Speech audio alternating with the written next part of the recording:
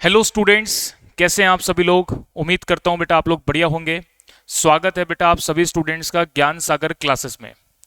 चलिए बेटा आज से हम लोग स्टार्ट करने वाले हैं अपना subject paper number 10 CMA intermediate का cost and management accounting and financial management का।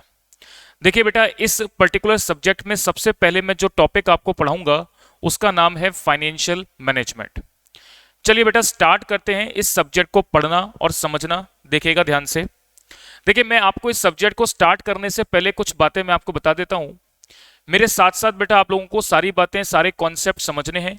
साथ में मैं जितना भी सीएमए का स्टडी मटेरियल है और पास्ट एग्जाम में आए हुए जितने भी क्वेश्चंस हैं मींस स्कैनर के क्वेश्चंस हैं वो सभी मैंने अपनी बुक में कवर किए हैं और मैं वो सारे ही क्वेश्चन आप लोगों को क्लास में करवाने वाला हूं। चलिए बेटा अब हम लोग स्टार्ट करते हैं अपने सब्जेक्ट को पढ़ना जिसका नाम है फाइनेंशियल मैनेजमेंट। चलिए सबसे पहले सब्जेक्ट को स्टार्ट करने से पहले एक बार समझते हैं कि फाइनेंशियल मैनेजमेंट में फाइनेंशियल मैनेजमेंट का मतलब क्या है। यानी कि हम अपनी वर्किंग लाइफ में अगर एज अ कॉरपोरेट में प्रोफेशनल काम करते हैं तो किस तरीके से हमको इस चैप्टर को इंपॉर्टेंस रखता है हमारे करियर में या आगे हमको किस प्रकार से इस पर्टिकुलर सब्जेक्ट को इंपॉर्टेंस देनी है। चलिए बेटा सबसे पहले स्टार्ट करते हैं सब्जेक्ट के बारे में छोटा सा इंट्रोडक्शन, फिर हम एक टॉपिक स्टार्ट करेंगे और आगे का जो अपना सब्जेक्ट है उसको पढ़ना स्टार्ट करेंगे। चलिए देखेंगे बेटा। देखिए मैंने आपको बोला सब्जेक्ट सब्जेक्ट का नाम है फाइनेंशियल मैनेजमेंट।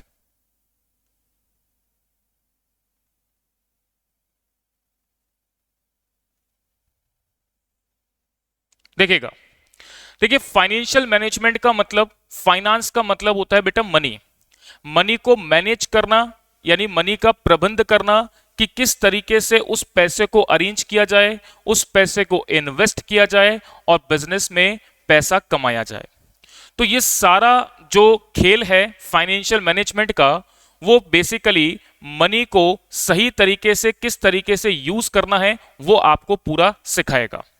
अगर मैं बात करता हूं बेटा किसी भी कॉरपोरेट या कंपनी की, तो कंपनी अपने बिजनेस के फंड को मैनेज करने के लिए अच्छे खासे प्रोफेशनल्स को हायर करती है।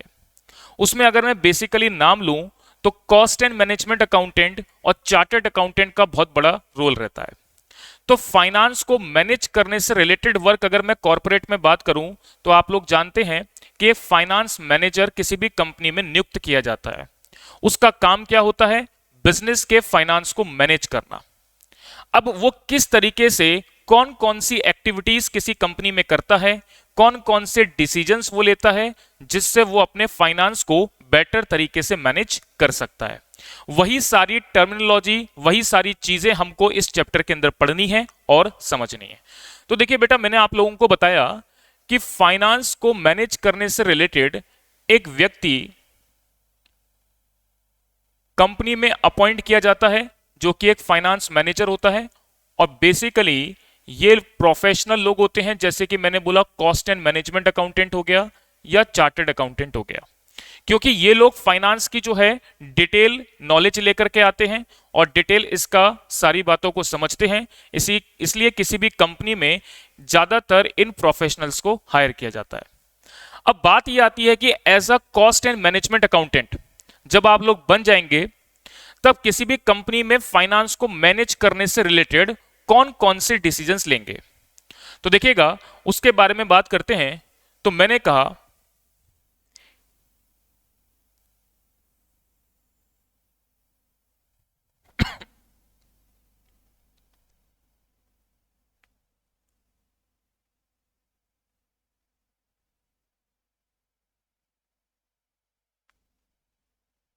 देखेंगे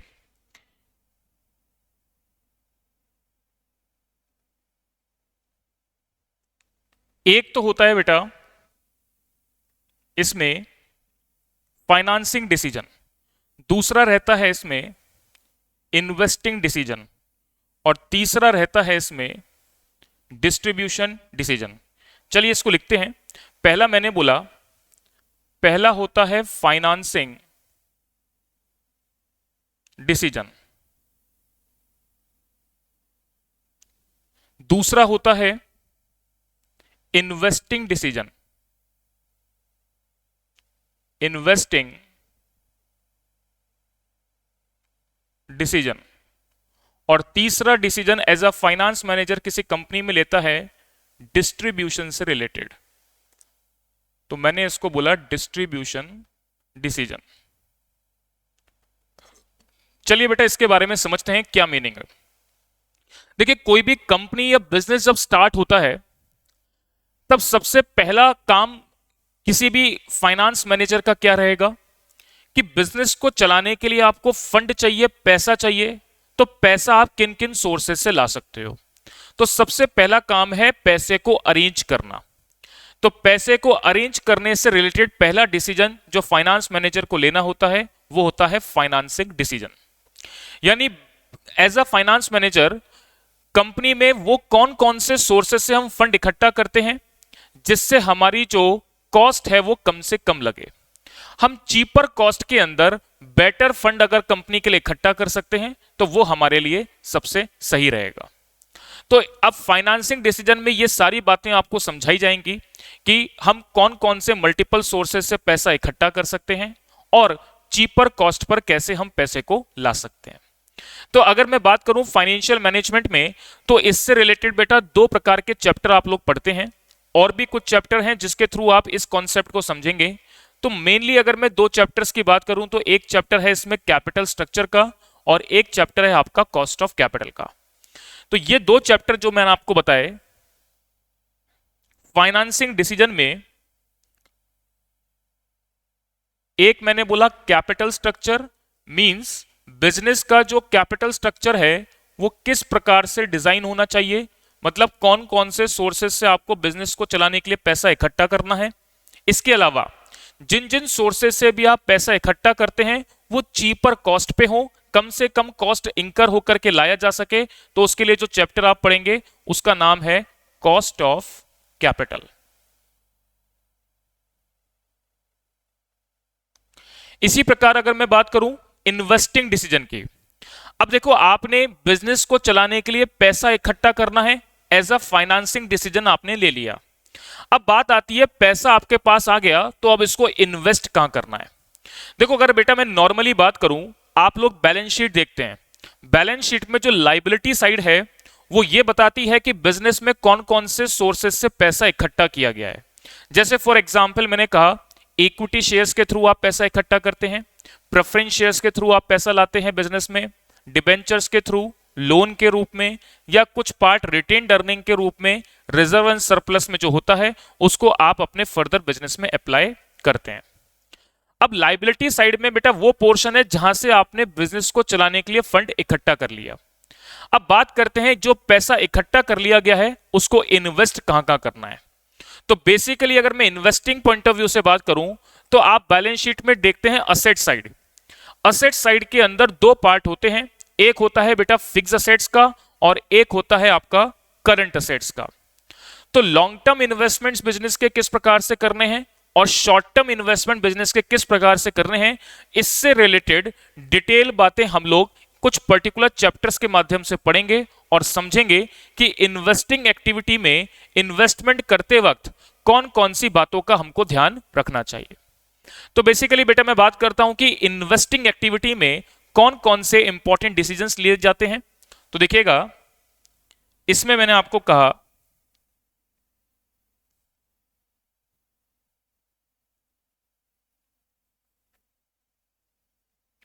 देखेंगे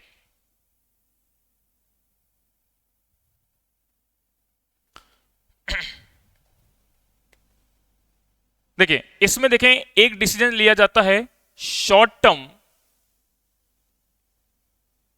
सोर्सेस को लेकर के।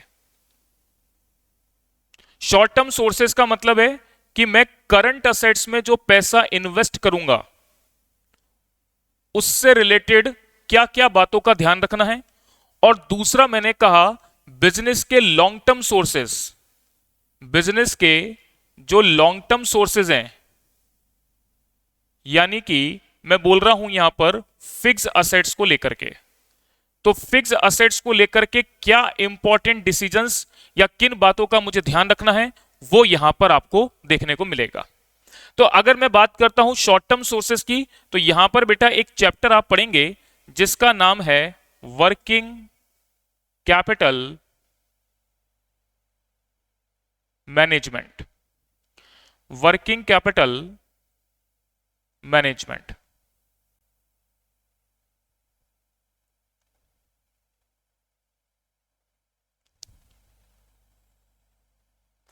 और लॉन्ग टर्म सोर्सेस के पॉइंट ऑफ व्यू से मैं बात करूं, तो यहां पर आप जो चैप्टर पढ़ते हैं उसका नाम है कैपिटल बजटिंग। Capital budgeting.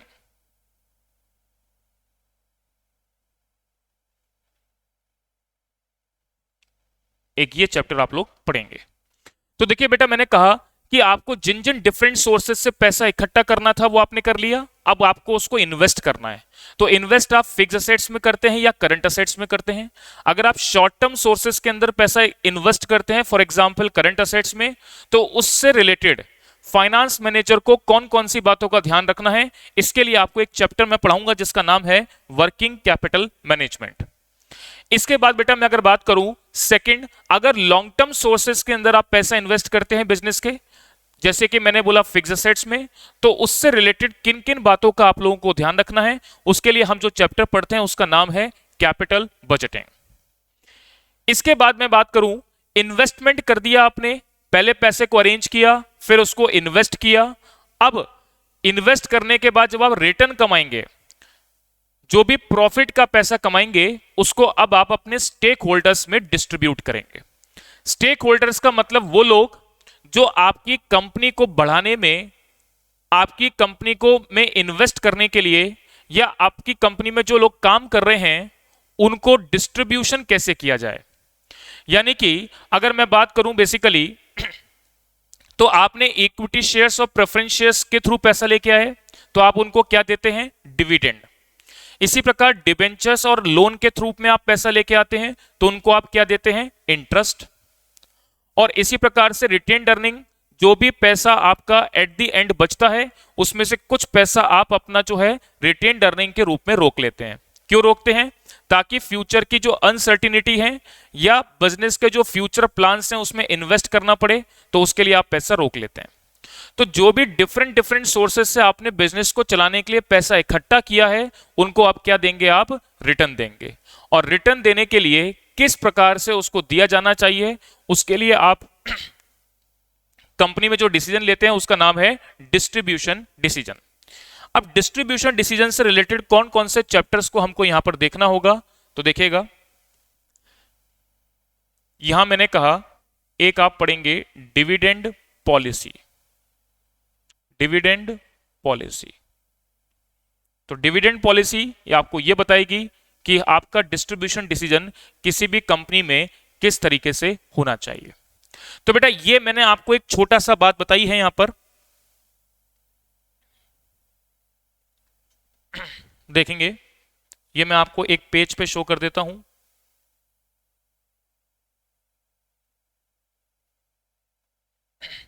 देख सकते हैं आप लोग। तो हमारा जो फाइनेंशियल मैनेजमेंट का इंट्रोडक्शन है वो मैंने एक बार आप लोगों को बताया कि एज अ फाइनेंस मैनेजर किसी कंपनी में जब आप फाइनेंस को मैनेज करते हो तो यहां पर 3 प्रकार के डिसीजंस लेते हैं: financing decision, investing decision and distribution decision.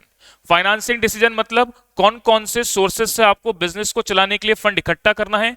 जैसे के लिए मैंने बोला capital structure and cost of capital, यानी कैपिटल स्ट्रक्चर ये बताएगा कि कौन कौन से सोर्सेज से आपको बिजनेस को चलाने के लिए फंड इकट्ठा करना है। कॉस्ट ऑफ कैपिटल बताएगा कि कौन से ऐसे सोर्सेज हैं जो के लिए आपके लिए लीस्ट ऑफ कॉस्ट पड़ेंगे। इसके बाद उस पैसे को आप इन्वेस्ट करते हैं, तो इन्वेस्ट मैंने बताया 2 सोर्सेज के अंदर करते हैं, एक शॉर्ट टर्म हो गया, एक लॉन्ग टर्म हो गया। Short term sources means current assets में पैसा इन्वेस्ट करते हैं, तो उसके लिए आप चैप्टर पढ़ेंगे वर्किंग कैपिटल मैनेजमेंट का। और सेकंड, जब आप लॉन्ग टर्म सोर्सेज में पैसा इन्वेस्ट करते हैं फिक्स असेट्स में, तो उसके लिए जो आप चैप्टर पढ़ेंगे उसका नाम है कैपिटल बजटिंग। तो ये तो था इंट्रोडक्शन फाइनेंशियल मैनेजमेंट से रिलेटेड। अब बेटा हम एक एक करके चैप्टर को पढ़ना स्टार्ट करते हैं और उसके बारे में बहुत डिटेल में सारी बातों को समझेंगे। जैसा कि स्टूडेंट्स मैंने आप लोगों को बताया कि मैं मॉड्यूल के साथ साथ स्कैनर के भी सभी क्वेश्चंस, जितना भी जो इंस्टीट्यूट का कंटेंट है वो सारे ही क्वेश्चन आप लोगों को मैं क्लास में कवर करवाऊंगा। तो साथ साथ मेरी बातों को नोट करते जाएंगे, समझते जाएंगे। चलिए बेटा, अब हम स्टार्ट करते हैं अपना टॉपिक जिसको हम पढ़ेंगे। तो देखिएगा,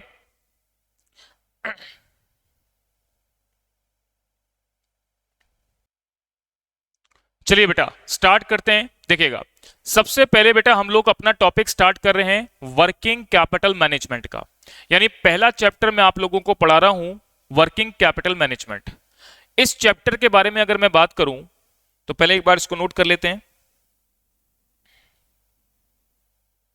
तो पहले चैप्टर की आप हेडिंग डाल लेंगे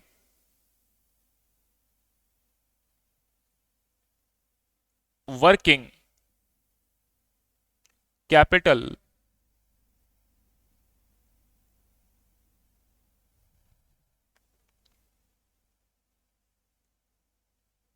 मैनेजमेंट।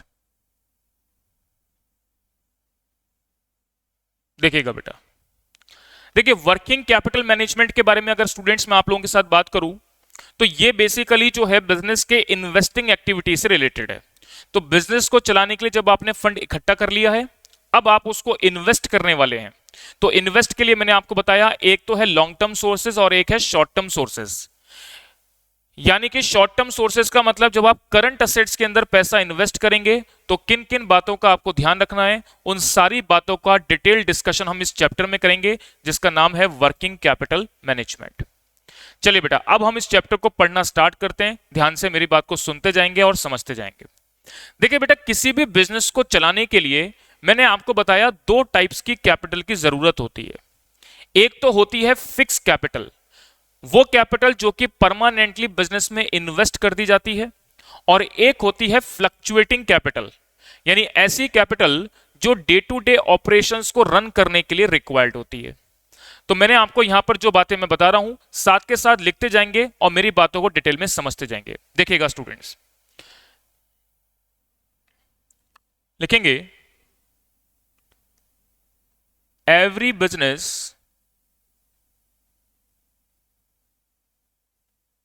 require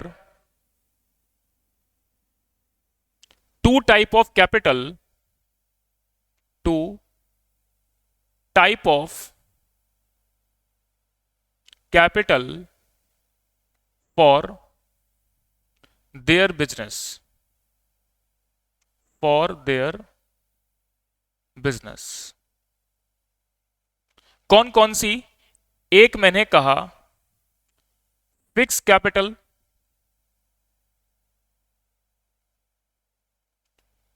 या आप इसको बोल सकते हैं परमानेंट कैपिटल। दूसरा मैंने बोला वर्क फ्लक्चुएटिंग कैपिटल,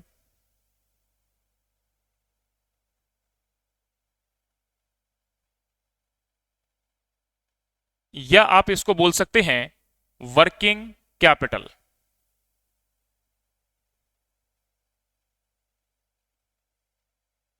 चलिए, अब इसके बाद आगे लिखेंगे, देखिएगा सबसे पहले आप हेडिंग डालेंगे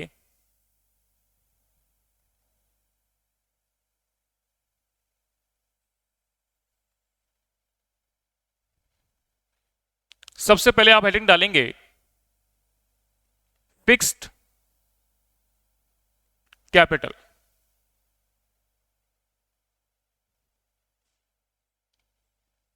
इसमें लिखेंगे fixed capital is that portion of capital, that portion of capital which is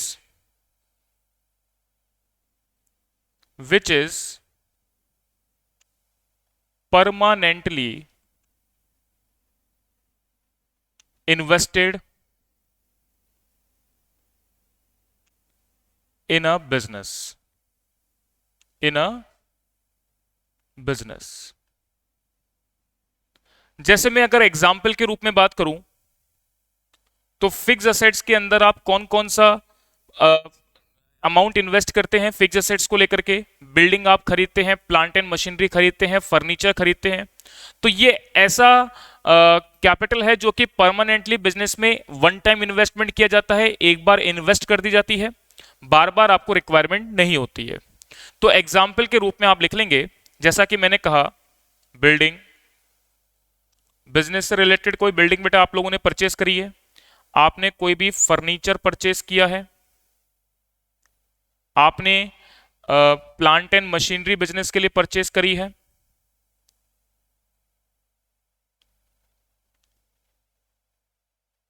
etcetera. तो ये वो कैपिटल है जो कि परमानेंटली बिजनेस में इन्वेस्ट कर दी जाती है, बार बार आपको रिक्वायरमेंट नहीं होती है। दूसरी टाइप की कैपिटल मैंने आपको बताई, फ्लक्चुएटिंग कैपिटल या वर्किंग कैपिटल। तो इसमें लिखेंगे second, working capital.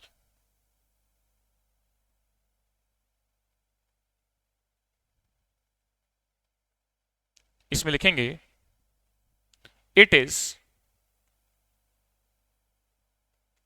that portion of capital that portion of capital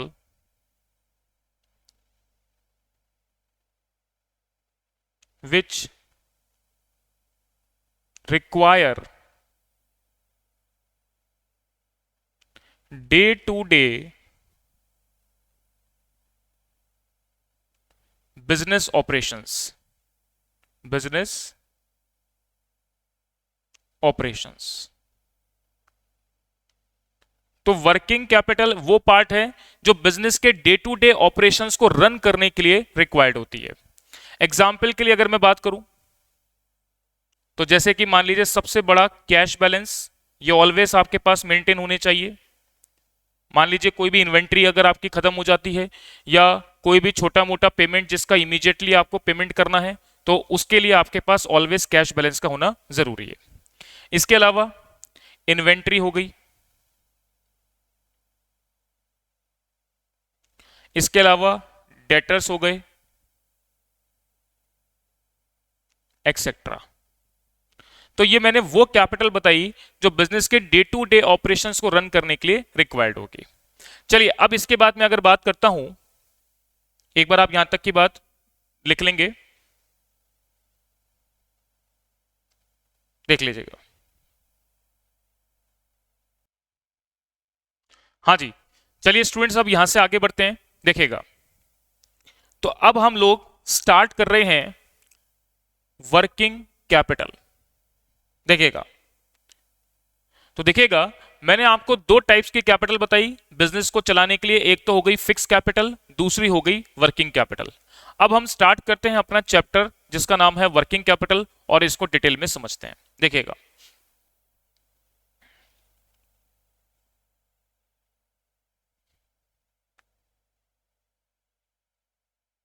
तो अब आप लोग हेडिंग डाल लेंगे working capital.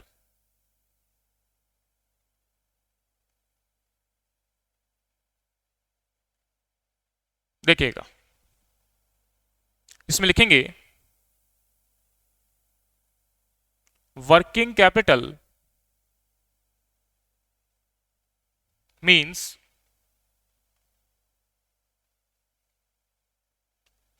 those capital which require for day to day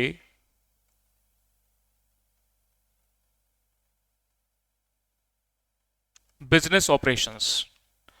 तो मैंने अभी आपको बताया कि वर्किंग कैपिटल वो पार्ट होता है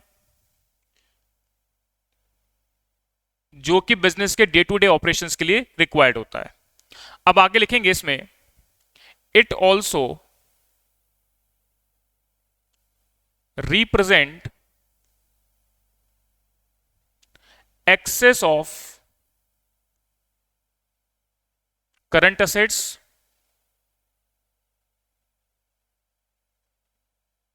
over the current liability, over the current liability.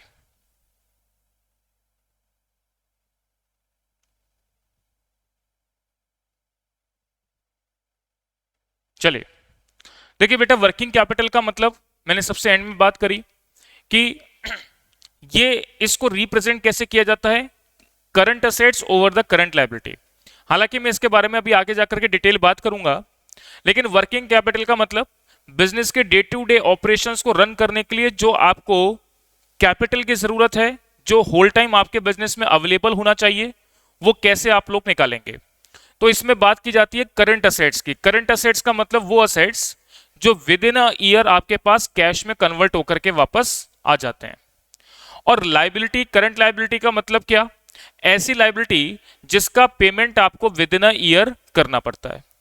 तो करंट असेट्स बेटा with in a year cash में कन्वर्ट हो जाएंगे, और उससे आप विद इन अ ईयर उत्पन्न होने वाली लाइबिलिटीज का जब पेमेंट कर देंगे तो नेट कैश आपके पास जो बचेगा, वो नेट कैश ही आपके पास वर्किंग कैपिटल के रूप में ऑलवेज अवेलेबल रहेगा आपके डे टू डे ऑपरेशंस को संभालने के लिए।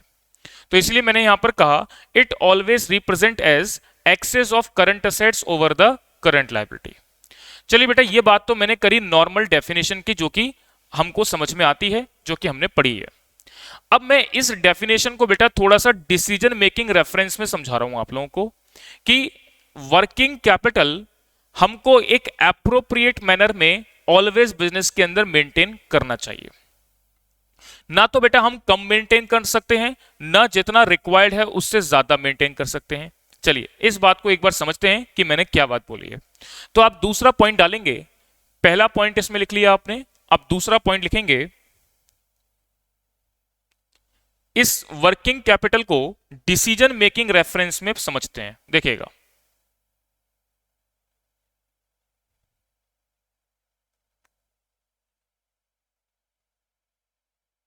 डिसीजन मेकिंग रेफरेंस में बेटा इसको समझते हैं वर्किंग कैपिटल को, देखिएगा ध्यान से। देखिए मैंने बोला वर्किंग कैपिटल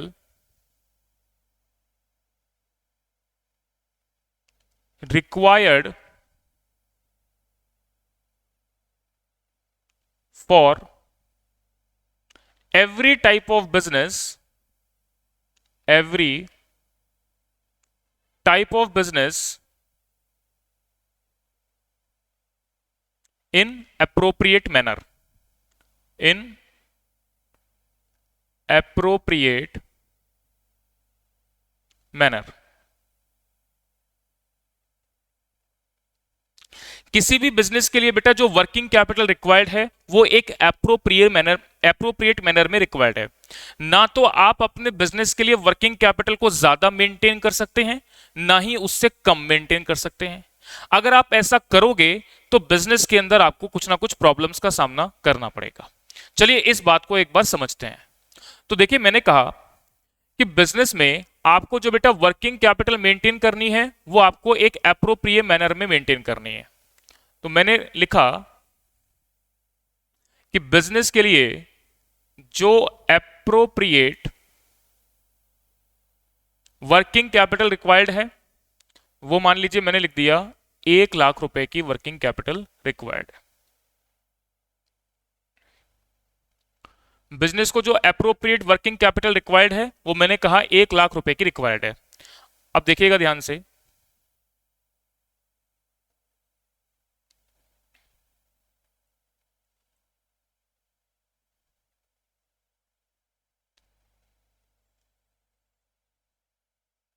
समझना, देखेंगे। देखिए मैंने कहा अगर मान लीजिए आप अपने बिजनेस में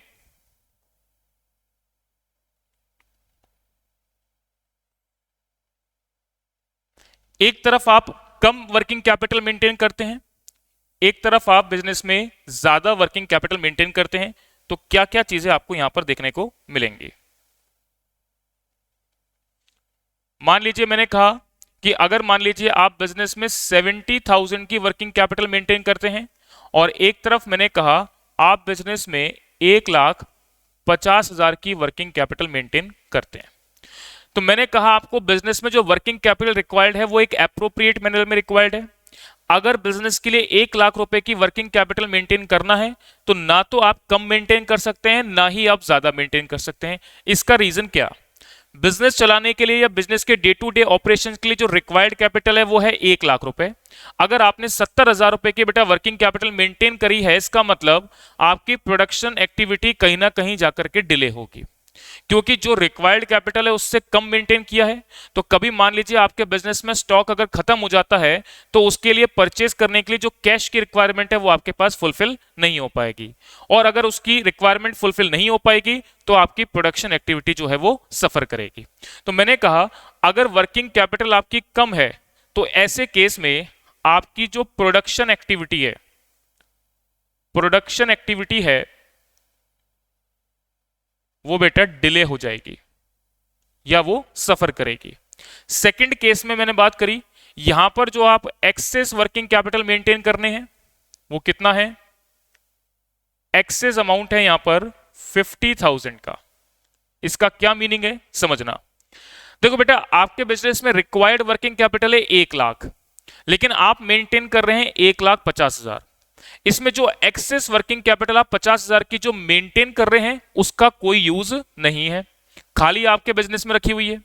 मान लो अगर इस 50,000 रुपए को आप मार्केट में कहीं ना कहीं इन्वेस्ट करते, फॉर एग्जाम्पल मैंने बोला कि आप मान लीजिए इसको बैंक में रखते, तो बैंक में आप रखने के बाद कुछ ना कुछ इंटरेस्ट कमाते जो कि आप इस वक्त नहीं कमा पा रहे क्योंकि वो अननेसेसरी आपके बिजनेस में रखी हुई है जिसका कोई यूज नहीं आ रहा। तो ऐसे केस में आपकी कुछ ना कुछ अपॉर्चुनिटी कॉस्ट लग रही है, जो इनकम आप कमा सकते थे वो आप नहीं कमा पा रहे हैं। तो ये 50,000 रुपए की मैंने आपको बोला जो एक्सेस वर्किंग कैपिटल आप अपने बिजनेस में मेंटेन कर रहे हैं ये इन्वॉल्व करती है सम अपॉर्चुनिटी कॉस्ट, यानी कि इस पर्टिकुलर पैसे से जो आप इनकम जनरेट कर सकते हो वो नहीं कर पा रहे हो। तो यहां पर मेरी बात को लिखेंगे, मेरी बात समझ में आई होगी आप लोगों को। अब इस बात को लिख लें, if it is more than required then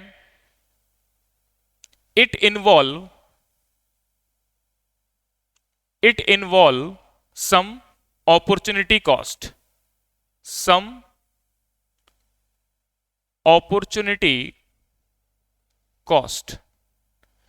and if it is less than required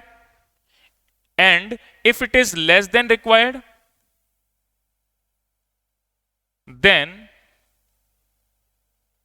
production activity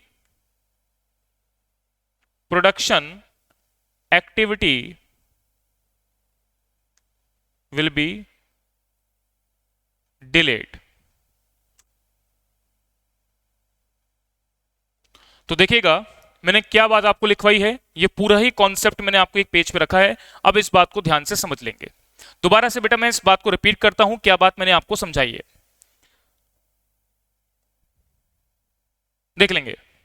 देखिए बेटा मैंने डिसीजन मेकिंग रेफरेंस में बात करी कि आपको अपने बिजनेस के लिए जो वर्किंग कैपिटल रिक्वायर्ड है वो एक एप्रोप्रिएट मैनर में रिक्वायर्ड है, ना ही आप ज्यादा मेंटेन कर सकते हैं ना ही आप कम मेंटेन कर सकते हैं। अगर बेटा रिक्वायर्ड वर्किंग कैपिटल से कम मेंटेन करते हैं तो आपकी प्रोडक्शन एक्टिविटी कहीं ना कहीं डिले होगी, आपका प्रोडक्शन कहीं ना कहीं जाकर के रुकेगा, आपका प्रोडक्शन कहीं ना कहीं जाकर के सफर करेगा। तो आप कम भी मेंटेन नहीं कर सकते, और अगर आप ज्यादा मेंटेन करते हो तो जो 50,000 रुपए का इस केस के अंदर मैंने बताया जो एक्सेस अमाउंट आप अपने बिजनेस में बेटा रखे हुए हैं उसको आप अपॉर्चुनिटी कॉस्ट के रूप में इनकम का नुकसान करवा रहे हैं। अगर बेटा ये 50,000 रुपए आप कहीं ना कहीं मार्केट में इन्वेस्ट करते तो कुछ ना कुछ रिटर्न कमाते, जो कि अब यहां पर अननेसेसरी रखे जाने के कारण से आप नहीं कमा पा रहे। इसलिए हमेशा हमको हमारे बिजनेस के लिए बेटा वर्किंग कैपिटल एक अप्रोप्रिएट मैनर में ही रिक्वायर्ड होती है। अब सवाल पैदा होता है कि सर कितनी वर्किंग कैपिटल बिजनेस के लिए रिक्वायर्ड है, ये कैसे पता चलेगा? तो बेटा ये चैप्टर जो है बेसिकली आपको ये बात समझाएगा कि हमको अपने बिजनेस के लिए कितनी वर्किंग कैपिटल रिक्वायर्ड है और उतना ही अप्रोप्रिएट मैनर का वर्किंग कैपिटल हमको बिजनेस में मेंटेन करना चाहिए। तो अब हम आगे इस चैप्टर में डिटेल डिस्कशन करेंगे कि कितना वर्किंग कैपिटल हमको अपने बिजनेस के लिए रखना है। चलिए एक बार आप यहां तक की बात नोट कर लेंगे। चलिए अब आगे बढ़ते हैं, यहां से देखिएगा ध्यान से। तो यहां तक की बात बेटा आप सभी को क्लियर हो गई है। अब मैं इसके बाद आगे बढ़ रहा हूं। चलिए देखेंगे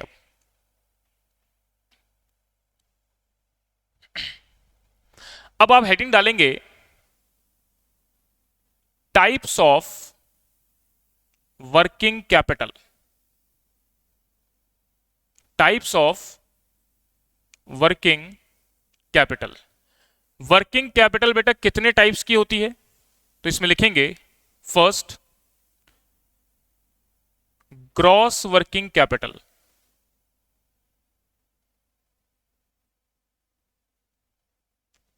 और एक मैंने बोला नेट वर्किंग कैपिटल।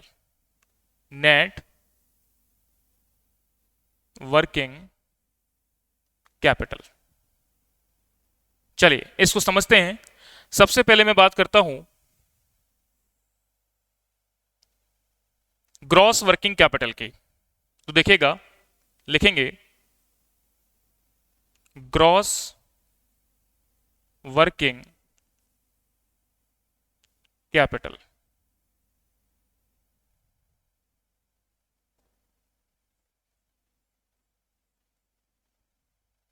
हाँ जी, तो मैंने आपको बताया वर्किंग कैपिटल बेसिकली दो टाइप्स की होती है, gross working capital and net working capital. सबसे पहले बात करते हैं ग्रॉस वर्किंग कैपिटल। तो इसमें लिखेंगे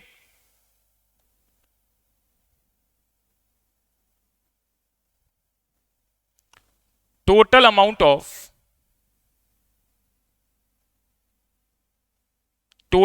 of current assets invested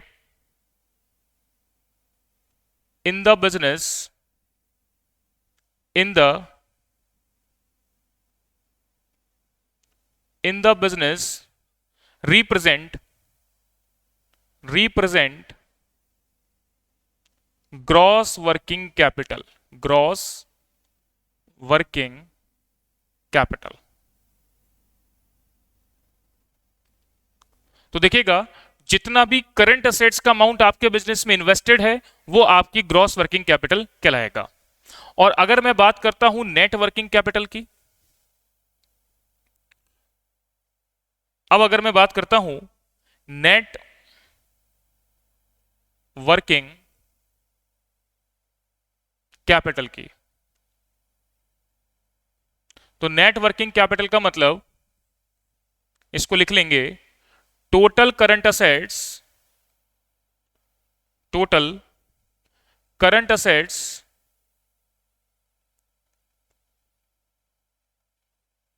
minus total current liability.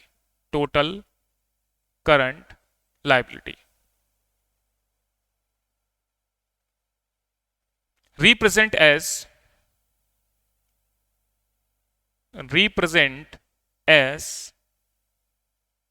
Net working capital.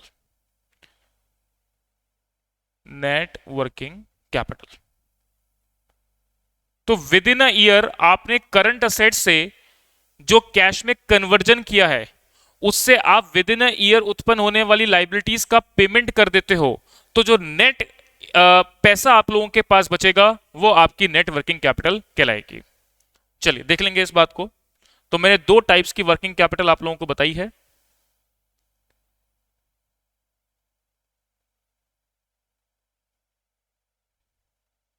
हाँ जी, एक तो हो गई ग्रॉस वर्किंग कैपिटल और एक हो गई नेट वर्किंग कैपिटल।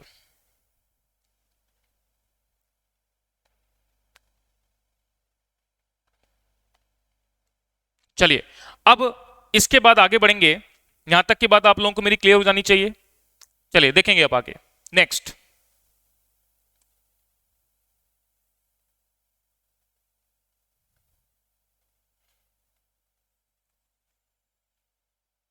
अब आप हेडिंग डालेंगे how to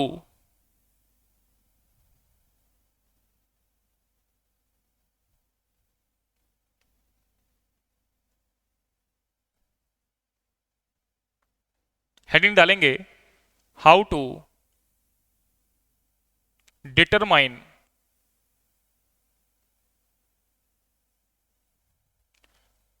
working capital requirement for the business, for the business. अब सवाल पैदा पैदा होता है कि आप अपने बिजनेस के लिए कितनी वर्किंग कैपिटल रिक्वायर्ड है, इसकी कैलकुलेशन कैसे बनाएंगे। तो देखिए बेटा, यहां पर बेसिकली दो मेथड आपके बताए गए हैं जहां से आप वर्किंग कैपिटल रिक्वायरमेंट को कैलकुलेट करना सीखेंगे। पहला मेथड है आपका ऑपरेटिंग साइकिल मेथड और दूसरा है आपका forecasting method.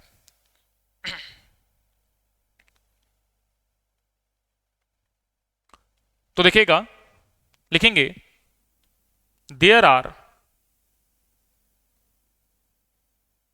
two methods to determine working capital requirement, working capital requirement। कौन कौन से मेथड मैंने बताए, तो देखिएगा इसमें सबसे पहले है मेथड नंबर 1। मेथड नंबर 1 है ऑपरेटिंग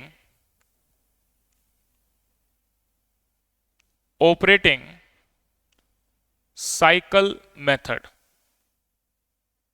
और दूसरा मैंने आपको बताया मेथड नंबर 2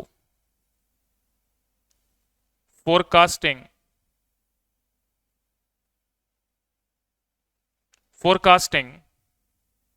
मेथड, या इसको बोला जाता है ट्रेडिशनल मेथड। चलिए, अब मैं बेटा एक एक मेथड को डिटेल में एक्सप्लेन करूंगा, सब बातें आपको कॉन्सेप्चुअली समझाऊंगा कि ऑपरेटिंग साइकिल मेथड के थ्रू आप अपने बिजनेस के लिए वर्किंग कैपिटल कैसे डिटरमाइन करेंगे और फोरकास्टिंग मेथड या ट्रेडिशनल मेथड के थ्रू आप बिजनेस के लिए वर्किंग कैपिटल कितनी रिक्वायर्ड कैसे कैलकुलेट करेंगे। तो एक बार मेरी यहां तक की बात आप लोग नोट कर लेंगे।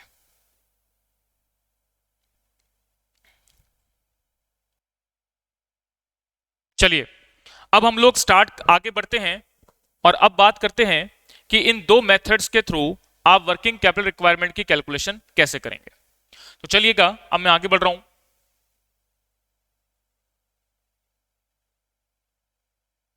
देखेंगे बेटा, सबसे पहले मैं बात कर रहा हूं ऑपरेटिंग साइकिल मेथड की। तो देखिएगा, सबसे पहले आप हेडिंग डाल लेंगे method number 1 operating cycle method. देखिएगा, देखिए इस मेथड को समझने से पहले बेटा सबसे पहले तो जानते हैं कि ऑपरेटिंग साइकिल का क्या मीनिंग है, ऑपरेटिंग साइकिल क्या होती है। तो लिखेंगे मेरे साथ साथ, सबसे पहले आप लिखेंगे ऑपरेटिंग साइकिल। इस बात को बेटा मैं विद आपको डायग्राम के थ्रू भी बताऊंगा, तो पहले एक बार इसको लिख लें। लिखेंगे operating cycle means, operating cycle means production cycle production cycle of business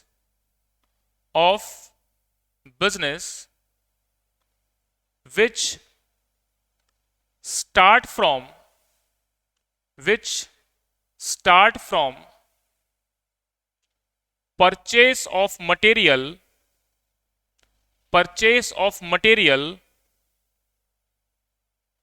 and end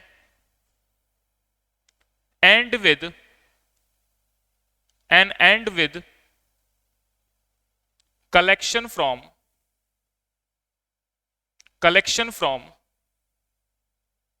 debtors.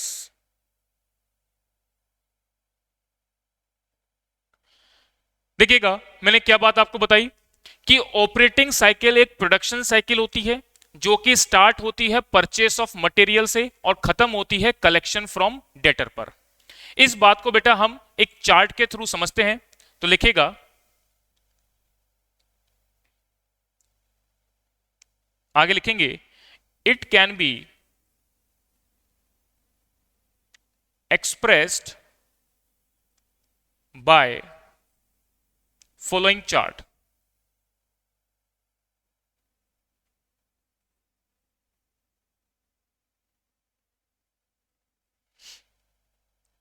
तो लिख लें चार्ट फॉर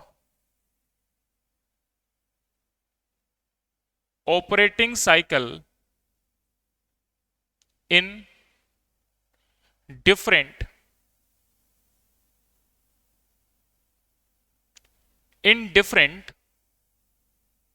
बिजनेस कंसर्न। अब मैं आपको बेटा अलग अलग बिजनेस कंसर्न में ये ऑपरेटिंग साइकिल किस प्रकार से वर्क करती है इसको मैं आप लोगों को समझाऊंगा। सबसे पहले बात करते हैं मैन्युफैक्चरिंग कंसर्न को लेकर के। मैन्युफैक्चरिंग कंसर्न को लेकर के ऑपरेटिंग साइकिल का क्या मीनिंग है, सबसे पहले इसको समझेंगे। तो देखिएगा इसमें लिखेंगे सबसे पहला पॉइंट मैन्युफैक्चरिंग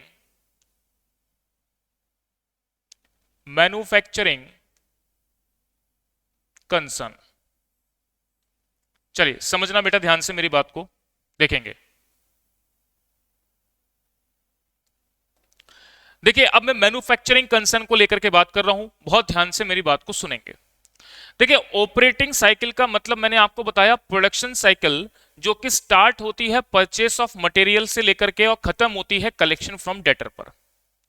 तो ऑपरेटिंग साइकिल में जब आपके पास अगर मैं बात करूं कैश अवेलेबल है, जब आप कोई बिजनेस स्टार्ट करते हैं मैन्युफैक्चरिंग का तब आपके पास कैश अवेलेबल होता है, उस कैश से आप रॉ मटेरियल परचेस करके लाते हैं, फिर बेटा आप उसकी मैन्युफैक्चरिंग करते हैं, मैन्युफैक्चरिंग करने के बाद उसको मार्केट में बेचते हैं। मान लीजिए अगर वो उधार में बिका है तो कुछ टाइम पीरियड आपको उसके कलेक्शन के आने में लगेगा। तो ये एक पूरी साइकिल चलती है जो कि आपको ऑपरेटिंग साइकिल या प्रोडक्शन साइकिल कही जाती है। अब इस साइकिल को हम थोड़ा डिटेल में देखते हैं कि किस तरीके से मैं आपको बात बोल रहा हूं। देखिए सबसे पहले स्टूडेंट्स मैंने आपको बोला कि आपके पास कैश अवेलेबल है।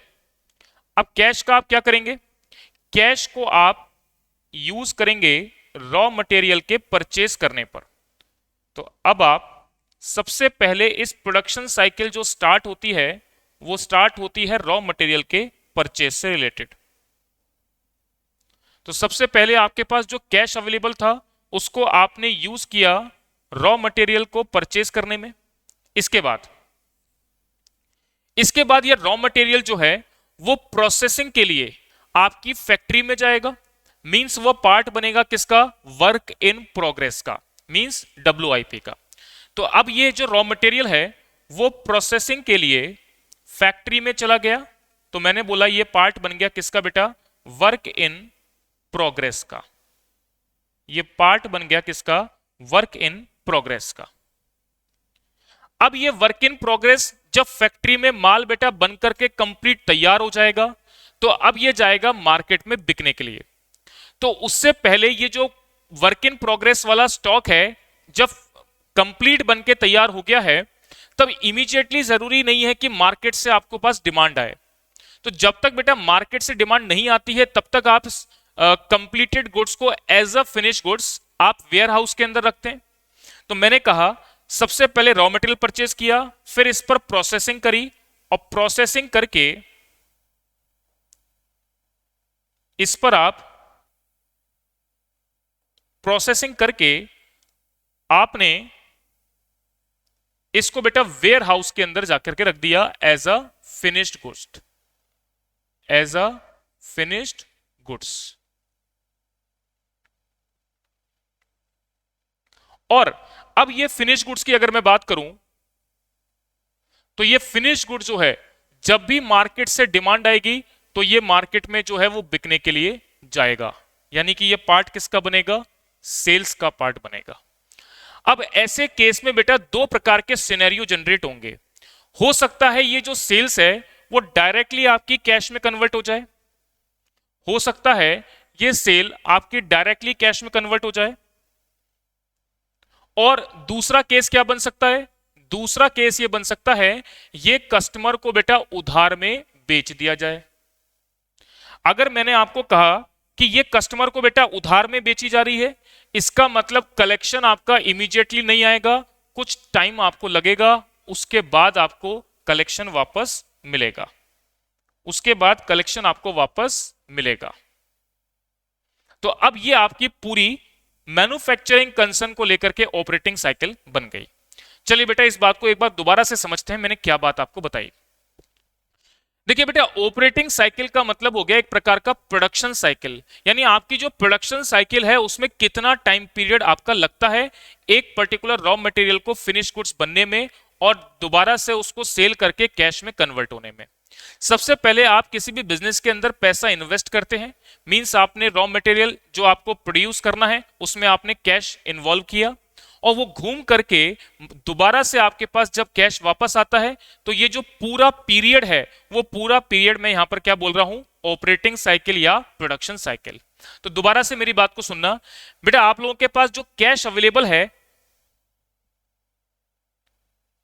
हाँ जी, आप लोगों के पास जो कैश अवेलेबल है उस कैश से आपने रॉ मटेरियल परचेज किया, तो रॉ मटेरियल परचेज करने के बाद वो स्टोर में आके रख जाता है। अब इमीडिएटली तो वो फैक्ट्री के अंदर नहीं जाएगा, जब भी फैक्ट्री में रिक्वायरमेंट होगी तब वो रॉ मटेरियल जो है वो फैक्ट्री में जाएगा, तो तब तक वो रॉ मटेरियल आपके पास एज अ स्टोर के अंदर रखा रहेगा। कुछ टाइम पीरियड आपका स्टोर डिपार्टमेंट में खर्च हो गया, फिर जब ये फैक्ट्री के अंदर जाएगा तो फैक्ट्री के अंदर बेटा प्रोसेसिंग में कुछ टाइम पीरियड लगेगा। जब ये फैक्ट्री के अंदर गुड्स कंप्लीट बन के तैयार हो जाएगा तो बेटा एज अ फिनिश गुड्स इसको हम वेयर हाउस में जाकर के रख देंगे, वेयर हाउस में जाकर के रख देंगे। कब तक रखा रहेगा, जब तक मार्केट से इसकी डिमांड नहीं आ जाती बिकने की। तो जैसे ही मार्केट से आपको इसकी डिमांड मिलेगी तो ये सेल करने के लिए जाएगा। सेल करने के केस में या तो वो डायरेक्टली कैश में कन्वर्ट हो जाएगा, या मैंने बोला वो कस्टमर को उधार में बेच दिया जाएगा। अगर बेटा कस्टमर को उधार में बेचा गया है तो कलेक्शन आने में आपका कुछ टाइम पीरियड लगेगा, और कुछ टाइम के बाद वो डेटर आपका दोबारा से कैश में कन्वर्ट हो जाएगा। तो ये पूरी एक प्रोडक्शन साइकिल है जिसमें कुछ ना कुछ टाइम का इन्वॉल्वमेंट है, कहीं ना कहीं अलग अलग हर स्टेजेस पर आपको थोड़ा बहुत टाइम इन्वॉल्व करना पड़ेगा, और उसके बाद आपका पैसा जो है घूम करके वापस आपके पास आएगा। तो ये पूरी साइकिल आपकी क्या कहलाती है, बिजनेस की ऑपरेटिंग साइकिल कहलाती है, या मैं कहूं प्रोडक्शन साइकिल कहलाती है। तो ये सबसे पहले बेटा मैंने आपको बात बताई है मैन्युफैक्चरिंग कंसर्न से रिलेटेड। अब मैं बात करता हूं दूसरा कंसर्न जो कि है ट्रेडिंग कंसर्न। चलिए स्टूडेंट्स अब बात करते हैं ट्रेडिंग कंसर्न के रिगार्डिंग। देखिएगा अब देखिएगा सेकंड पॉइंट में मैं बात कर रहा हूं ट्रेडिंग कंसर्न को लेकर के। देखिए ट्रेडिंग कंसर्न का काम क्या होता है, समझना ध्यान से। कैश से वो बेटा स्टॉक परचेज करते हैं और स्टॉक को दोबारा से बेच देते हैं। तो मैंने बताया कैश से वो स्टॉक में कन्वर्ट होता है, और वो स्टॉक डायरेक्टली बेच दिया जाता है तो वापस कैश आ जाता है। या क्या ऑप्शन हो सकता है, या बीच में अगर मान लीजिए उसको उधार में बेचा गया है तो वो डेटर्स में कन्वर्ट होते हैं, और फिर ये डेटर्स आपके कुछ टाइम के बाद पैसा वापस दे देते हैं तो दोबारा से कैश में कन्वर्ट हो जाते हैं। तो अब मैंने बात करी ट्रेडिंग कंसर्न के रिगार्डिंग, तो वो जो भी कैश इन्वॉल्व करते हैं स्टॉक को परचेस करने में, वो या तो स्टॉक डायरेक्टली कैश में बेच देते हैं या वो कस्टमर्स के थ्रू बेचते हैं, फिर उनके पास कैश वापस आता है। तो ट्रेडिंग कंसर्न के अंदर जो आपकी ऑपरेटिंग साइकिल है वो कुछ इस प्रकार से रन करती है। इसके बाद अगर मैं बात करूं तीसरा कंसर्न जो कि है स्टूडेंट्स फाइनेंशियल कंसर्न, तो देखिएगा तीसरे कंसर्न की मैं बात कर रहा हूं। तीसरा कंसर्न है आपका फाइनेंशियल कंसर्न। फाइनेंशियल कंसर्न समझना इसमें ध्यान से मैं क्या बात बोल रहा हूं। देखिए फाइनेंशियल कंसर्न में फॉर एग्जांपल बैंकिंग इंस्टीट्यूशंस को कह रहा हूं जो कैश को कस्टमर को देते हैं लोन के रूप में। कस्टमर को मैंने यहां पर डेटर का नाम दे दिया, ठीक है। तो यहां पर जो फाइनेंशियल इंस्टीट्यूशंस या कंसर्न है वो अपने कैश को कस्टमर को देते हैं लोन के रूप में, और कस्टमर कुछ टाइम के बाद वो लोन को वापस उनको चुका देते हैं। तो इस केस में जो इनकी ऑपरेटिंग साइकिल रन करती है वो कैश टू कस्टमर और कस्टमर टू कैश वापस आ जाती है। तो बेसिकली अगर मैं बात करूं बेटा ऑपरेटिंग साइकिल में, तो तीन प्रकार के आपने अलग अलग चार्ट देखे, जिसमें सबसे पहले मैंने बात करी मैन्युफैक्चरिंग कंसर्न को लेकर के। मैन्युफैक्चरिंग कंसर्न में आपने देखा कि जो भी कैश आप बिजनेस के अंदर इन्वेस्ट करते हैं उससे सबसे पहले आप रॉ मटेरियल परचेस करते हैं, फिर वो WIP में कन्वर्ट होता है। जब वो गुड्स फिनिश गुड्स के रूप में कन्वर्ट हो जाते हैं तो एज अ वेयर हाउस में जाके रख जाते हैं जब तक कि मार्केट से कोई स्पेसिफिक डिमांड ना आ जाए। उसके बाद वो फिनिश गुड्स मार्केट में बिकने के लिए जाते हैं। तो बिकता है वो दो केस में, या तो वो डायरेक्टली कैश में कन्वर्ट हो जाता है या वो कस्टमर्स के थ्रू कैश में कन्वर्ट होता है। तो ये वाली जो आपकी प्रोडक्शन साइकिल है वो हमने मैन्युफैक्चरिंग कंसर्न के केस में देखी है। सेकंड मैंने बात करी ट्रेडिंग कंसर्न के रिगार्डिंग, तो वहां पर कैश से स्टॉक को परचेस किया जाता है और स्टॉक को डायरेक्टली मार्केट में बेच दिया जाता है, या वो कस्टमर को उधार में बेचते हैं उसके बाद वो कैश में कन्वर्ट होता है। और तीसरा फाइनेंशियल कंसर्न मींस अगर मैं किसी फाइनेंशियल इंस्टीट्यूशन की बात करूं, चाहे वो बैंकिंग सेक्टर है, NBFCs हैं, उनका काम कैश को कस्टमर्स को देना होता है और कस्टमर कुछ टाइम के बाद विद इंटरेस्ट वो पैसा वापस लौटा देते हैं। तो ये तीन प्रकार की मैंने ऑपरेटिंग साइकिल्स आपको बताई हैं अलग अलग बिजनेस कंसर्न को लेकर के, ठीक है। क्या यहां तक की बात आप सभी स्टूडेंट्स को मेरी क्लियर होनी चाहिए? चलिए अब एक बार आप सभी स्टूडेंट्स को यहां तक की बात क्लियर होगी तो आज क्लास के अंदर बेटा मैं इतना ही रखता हूं। अब मिलते हैं हम नेक्स्ट क्लास में, इसके आगे की कहानी को देखेंगे। चलिए बेटा आज की क्लास में इतना रखेंगे, अब मैं क्लास को ओवर कर रहा हूं। धन्यवाद।